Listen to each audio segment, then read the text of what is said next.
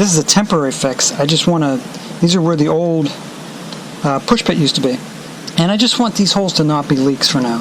So I'm just going to bevel these, put bolts in them with butyl, just so they're sealed up. It'll keep water out of the inside of the boat until I get around to fixing it the way I really want to fix it. Probably seen this on 1,000 other YouTube videos. The bevel allows the butyl to really get in there and form like an O-ring.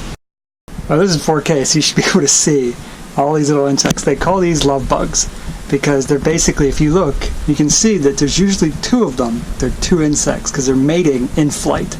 That's what the feet look like.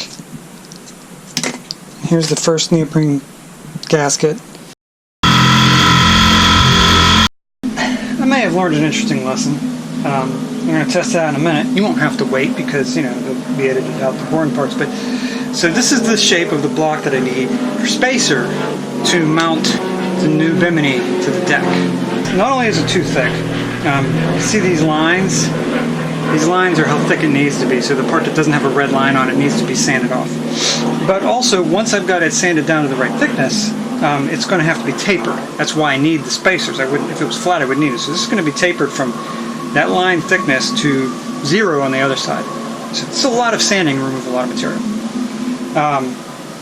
So I got my trusty orbital sander out with 40 grit pad on it, and after about 30 minutes, I've made that much progress. I mean, it's barely noticeable.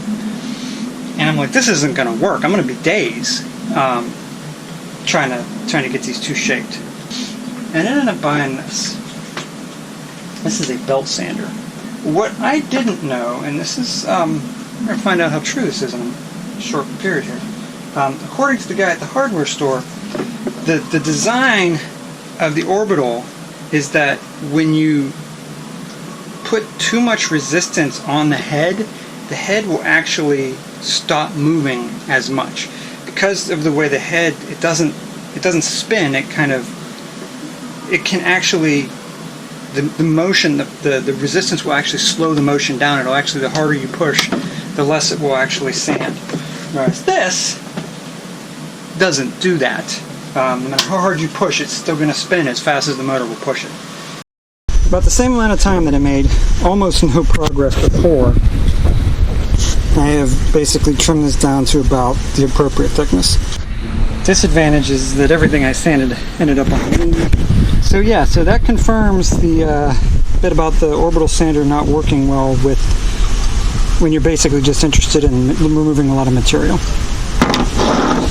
There's a lesson for anyone else who does not already know that fact.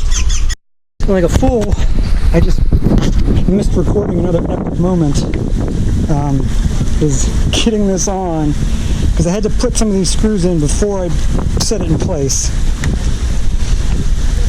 And I'm kind of amazed that I pulled it off. I figured I'd give it a try. I didn't think it would work. So I'm kind of amazed that I actually got it in. But yet I forgot to set the camera up. So, sorry.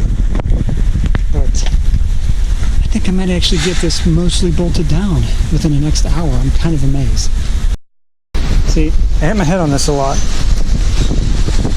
So, 2 broken tools all day for 8 bolts on one side. I would get so frustrated with it. I stripped the screw somehow and had to cut it off to replace it. And this side, it's kind of hard to tell, but some of the bolts are in there, but none of them are actually tightened down yet.